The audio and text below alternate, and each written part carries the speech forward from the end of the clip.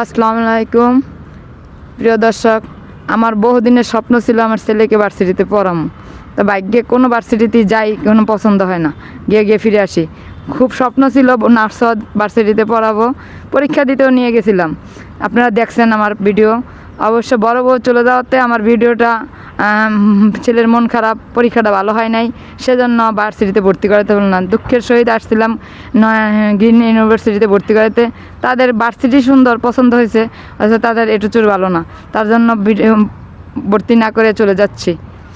বড় বউ ফিরে আসলে আমার অনেক খুশি হব, যাতে আমার বড় বউ আসলে আমার ছেলের পরীক্ষা ভালো হবে। লাস্ট একটা চান্স নিয়ে দেখবো নর্থ সাউথে পরীক্ষা দিতে পারে কিনা, ভর্তি দিতে পারে কিনা।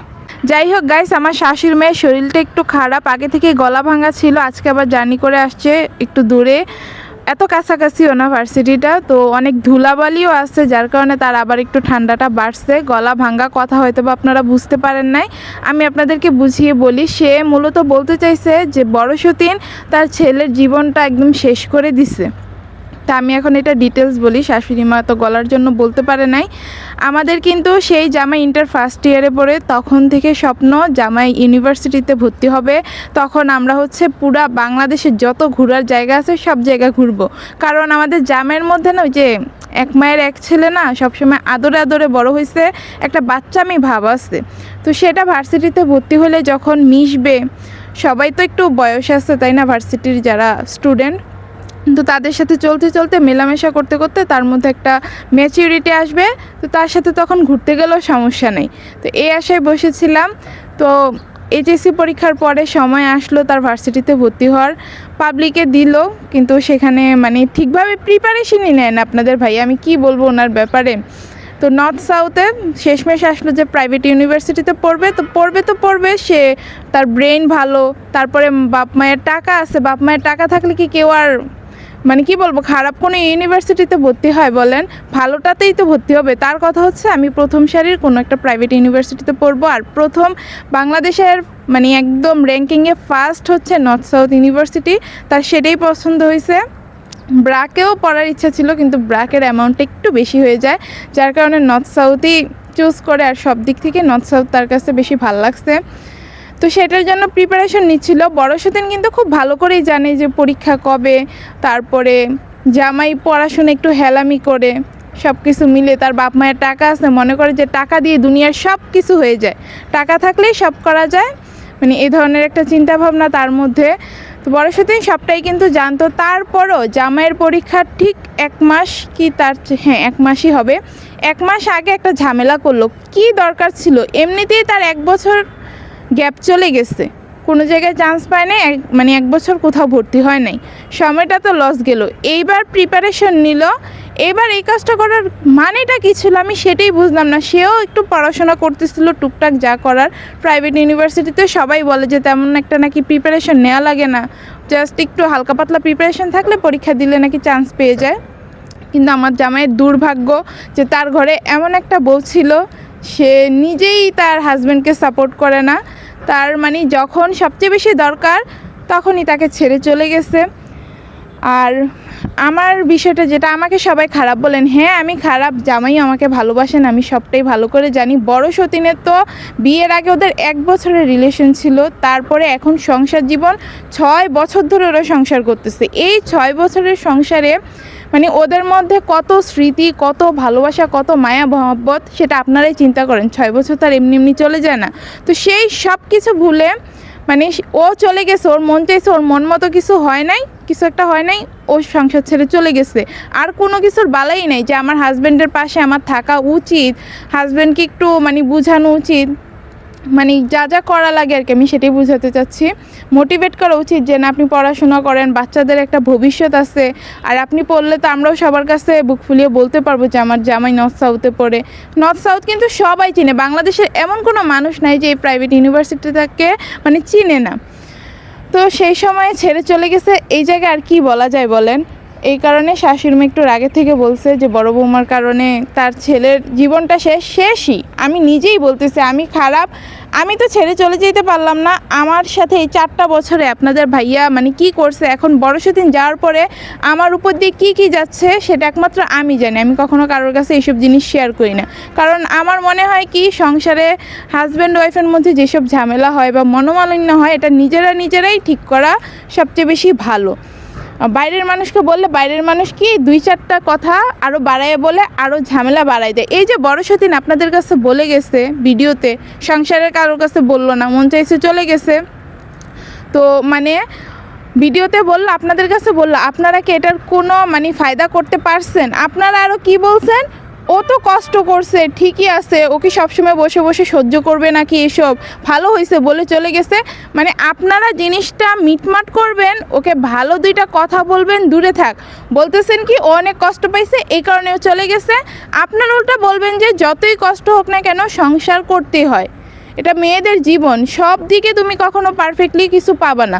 হয়তো স্বামী ভালো পাবা, টাকা পয়সার দিক থেকে পাবা না, টাকা পয়সা পাবা স্বামী ভালো না বা স্বামীর ফ্যামিলি ভালো না, তোমার সেখানে অসহ্য হয়ে যাবা, এরকম কোনো না কোনো সমস্যা থাকে। কিন্তু তোমার এখানে তো তোমার সতীন তোমাকে ভালোবাসে, তোমার হাজব্যান্ড তোমাকে ভালোবাসে, এই ধরনের কমেন্ট তো দূরের কথা, আপনারা আরও ভালো হয়েছে চলে গেছে, ভালো হয়েছে চলে গেছে। ও কি বসে বসে মানে সারা জীবন শুধু কষ্ট সহ্য করবে নাকি? মানে কষ্ট আমি সহ্য করি নাই, কষ্ট আপনি সহ্য করেন নাই সংসার জীবন, এই জন্য চলে গেছেন। একটা বাচ্চা আছে, বাচ্চাটা নিয়ে মানুষের বাসায় গিয়ে পড়ে আছে। তো গাইস আমি যেটা বলতেছিলাম, বাচ্চাটাকে নিয়ে মানুষের বাসায় ভাড়া বাসায় শীতের মধ্যে পড়ে আছে, বাচ্চাটার আমার না জানি কি পরিমাণ কষ্ট হইতেছে। ওর বাবা ওর একটা টুক্কা পর্যন্ত দিলে ঘরের মধ্যে কি করে আপনারা মানে চিন্তাও করতে পারবেন না, এত ভালোবাসে তার ছেলেকে। মানে আব্দুর রহমান একটু নরম সরম, তো ওকে মানে সবারই ভালোবাসাটা অনেক বেশি কাজ করে। দেখবেন এমন কোনো ভিডিও নাই যে আমি আব্দুর রহমানের কথা বলি না, কারণ বাচ্চাটার কষ্ট হচ্ছে, ও মানে পুরো বাবার মতো কোনো কষ্টই ও সহ্য করতে পারে না, এইরকম হয়েছে। মানে জন্মগতভাবে পেয়ে গেছে বাবার মতো অভ্যাসটা, কষ্ট সহ্যই করতে পারে না, অসুস্থ হয়ে যায়। আপনারা কিন্তু আমাদের ভিডিওগুলো মানে যারা দেখেন রেগুলার মানে দেখবেন যে আব্দুর রহমান কিন্তু কয়েকদিন পর অসুস্থ হয়ে যায় শুধুমাত্র এই কারণে। তো ওইখানে কি বাচ্চাটা অসুস্থ হয়েছে না, মানে ও হয়তো বা ওইদিকে তো নিজের মন মতো সব কিছু করতে পারতেছে, কোনো কিছুর কোনো বালাই নেই, বাচ্চা কিভাবে রাখতেছে না রাখতেছে আমাদের সাথে যোগাযোগ করলে তো আমরা জানতে চাইবো, আমরা আসতে বলবো, আমরা আব্দুরকে দেখতে চাইবো যে ওর অবস্থা কি, আমাদেরকে সেটা দেখাও। এই কারণে হয়তো বা আমাদের সাথে মানে যোগাযোগ করতেছে না, মানে একটু ইন্ডিপেন্ডেন্ট হতে চাচ্ছে আর কি। অনেক মানুষের সাপোর্ট পেয়ে গেছে না, এখন ভিডিওতে আমি আনলাম টেনে হিচড়ে, এখন আপনারা সবাই সাপোর্ট করেন ওর। এই কারণে আসলে মেয়ে মানুষকে বেশি স্বাধীনতা দিতে হয় না, যে এটা একদম সত্যিই বলে মানুষ। তো ছেলেটা নাই, এটা নিয়ে তো আমার মন সবসময় খারাপ থাকে। এমনকি আজকে পর্যন্ত আব্দুর রহমান নেই দেখে আমি আমাতুরকেও আনি নাই, মানে আমাদের মেয়েকেও আনি নাই এখানে ঘোরার জন্য। ওরা কিন্তু ঘুরতে অনেক পছন্দ করে গাইস, অনেক পছন্দ করে। আজকে যদি এখানে আসতো আর এত সুন্দর হাঁটার জায়গা পাইতো, ওরা তো এখন হাঁটতে পারে, মানে আপনারা জাস্ট কল্পনা করতে পারবেন না কিভাবে খুশিতে লাভ হইতো এই গাছগুলা দেখে। তারপরে মানে অনেক রকমের গাছ, তারপরে ফুলের গাছ আছে এদিকে অনেক কালারিং ফুলের গাছ, ওইগুলো দেখলে ওরা অনেক খুশি হইতো। এগুলো দেখে আমার মনটা যে এখন এত খারাপ। আর জামাইয়ের শখ ছিল সে নর্থ সাউথে পড়বে, নর্থ সাউথ ইউনিভার্সিটি যারা দেখছেন তারা তো জানেনই ওই ইউনিভার্সিটি কত সুন্দর আর কত উন্নত হাই কোয়ালিটি। তো সেই জায়গায় এটা না কিছুই না, জাস্ট এটার আশেপাশের পরিবেশটা সুন্দর। এমনিতে পড়ালেখার মান বলেন যাই বলেন না কেন, ইউনিভার্সিটিতে দাঁড়াই বলতেছি একটু আসতে বলি, তো কোনো কিছুই তেমন একটা ভালো লাগে নাই। বুঝতে তো পারেন মানুষজন যখন একটা ভালো জায়গায় যায় তখন কিন্তু ওই নিম্নমানের কোথাও গেলে তার সেটা ভাল লাগে না। তো সেটা নিয়ে জামাইয়েরও মন খারাপ হয়ে গেছে, শাশুড়ি মায়ের মন খারাপ। তার একটা মাত্র ছেলে, ছোটোবেলা থেকে মানে আমার জামাইয়ের কোনো আবদার সে বাদ রাখে নাই, কোনো আবদার বাদ রাখে নাই। যখন যেটা চাইছে কোনো কারণ ছাড়াই দিয়ে দিছে যে নাও তুমি নাও, তোমার যা মন চায় নাও। তো সেই ছেলেকে নিয়ে তো তার অবশ্যই অনেক আশা ভরসা ছিল, তার ছেলে ভালো কিছু করবে, মানে ভালো একটা পর্যায়ে যাবে, এরকম আশা তো থাকবেই তাই না, সন্তান নিয়ে তো সবার এটা থাকে। আর তার তো একটা মাত্র ছেলে, তো সেই জায়গায় নর্থ সাউথে ভর্তি হবে। এখন বড় সতীন এসে এই কাহিনীগুলা করছে, তো এটা তো তার খারাপ লাগবে না। আপনারা মানে আমার শাশুড়ি মাকে নিয়েও খারাপ কথা বলেন, কালকের ভিডিওতে আমি বলছি আপনাদের তার নখের যোগ্যতাও নেই, আপনারা যে তাকে নিয়ে মন্তব্য করেন। আর আরেকটা বিষয় আমি আপনাদেরকে ক্লিয়ার করি, আপনারা আমাকে বলছেন কি আমি আব্দুলের কথা বলি দেখে, মানে আমার ছেলের কথা বলি দেখে যে মার থেকে নাকি মাসির দরদ বেশি, অথচ মানে এই ওদের 2-2.5 বছর বয়সে মানে ও যেমন আমার মেয়ের দেখভাল করছে তখন তো আমি কিছু বুঝি না, তারপরও নিজে থেকে যতটা পারছি করছি।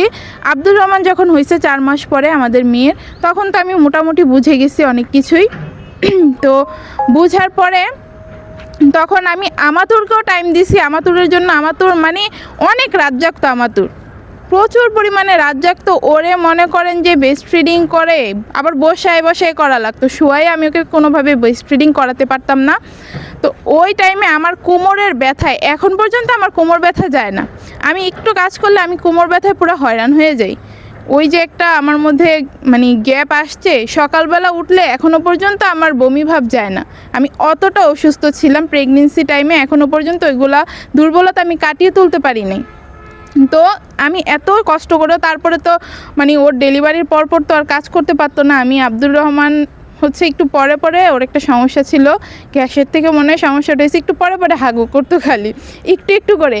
তো অনেকগুলা কাপড় ওর জমে যেত। আমাতুরকে তখন আমি প্যাম্পার্স পরাতাম, যেহেতু বেশি চাপ পড়ে যেত, তখন আমার জামাই হচ্ছে প্যাম্পার্স এনে দেয়, বলছে এত কষ্ট করা লাগবে না। তো আব্দুরের তখন দেখা যেত কি আমাতুরের যা হইতো তার ডাবল আব্দুর রহমানের হয়ে যেত। সেই কাপড় ধুইতাম, ঘরে রান্না বান্না করতাম, নাস্তা বানাইতাম। তারপরে আব্দুরের কোনো সমস্যা হইলো নাকি ঠিকমতো, আমার সতীন খাইলো নাকি, না খেলে তো আব্দুর আবার ঠিকমতো দুধ পাবে না। তো অনেক বিষয়। তারপরে আমি আমাতুরকে ঘুম পাড়িয়ে নিজে না ঘুমাইয়া আব্দুর রহমানকে কোলে নিয়ে বসে থাকতাম, যে আমার একটা মাত্র ছেলে হয়েছে। তো ওরা না একদম পুতুলের মতো লাগতো, আমি ওরা না নিয়েই থাকতে পারতাম না। বিষয়টা এমন ছিল, না ঘুমাইয়া উঠা মানে সাথে চলে আসতাম, আব্দুর রহমানকে একটু সময় দিব, কোলে নিয়ে বসে থাকতাম ঘন্টার পর ঘন্টা। ওরে নিয়ে বসে থাকতে আবার আমাতুর ঘুম থেকে উঠে যেত। মানে আমি না ঘুমাইয়া না খাইয়া, খাওয়ারও কোনো স্টেশন ছিল না, আমার মন চাইলে খাইতাম আর নাইলে খাইতাম না। এখনও পর্যন্ত এমনই করে, আমার খাওয়া দাওয়ার কোনো মানে কি বলবো স্টেশন নাই। তা আমি এইভাবে ছেলেটারে মানুষ করছি, আর এখন সেই ছেলেটারে আমার থেকে দূরে রাখছে। আর আমার ছেলেও মাশাআল্লাহ আমারে খুব পছন্দ করে, সেই জন্মের পর থেকেই আমার কাছে থাকতে চায়। বড় সতীনের কাছে গেলে দেখা যায় কি কান্না করতেছে, আমার কোলে এসে আবার থেমে গেছে। বিষয়টা এমন ছিল, ও ছোটোকাল থেকে আমাকে অনেক ভালোবাসে, এই পর্যন্ত আমার সাথেই বেশি থাকতে চায়। তো সেই ছেলেটাকে আমার কাছ থেকে দূরে নিয়ে রাখছে। তো মানে একজন মা হিসেবে আমার কষ্ট লাগাটা কি খারাপ কিছু? মা, আর এদিকে মার চাইতে মাসির দরদ কি, আমি ওর দুধ মা, মানে নিজের বায়োলজিক্যাল মায়ের যেই অধিকার আমার, সেই অধিকারটা আছে ওর উপরে, তার চাইতে আরও বেশি আছে। তো আপনারা কিভাবে বলেন যে মায়ের চাইতে মাসির দরদ বেশি? আমি ওর মাই, আমি ওর মাসি না। আপনারা যে বলেন, আমার ছেলের কথা আমি অবশ্যই বলবো। তো যাই হোক, আজকে মনটা ভীষণ খারাপ হয়ে গেছে বড় সতীনের কারণে। ওরে নিয়ে আর কিছু বলতে আমার ইচ্ছে করে না, মানে একটা কথা মুখে আসছিল সেটা বললাম না।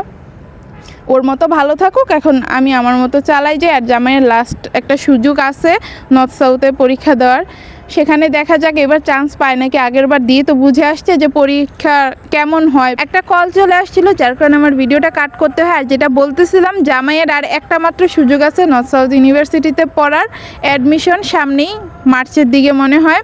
তো দোয়া করবেন সে যাতে চান্স পেয়ে যায়, আর প্রিপারেশনটা একটু ভালোভাবে নেয় আর হেলাফেলা না করে।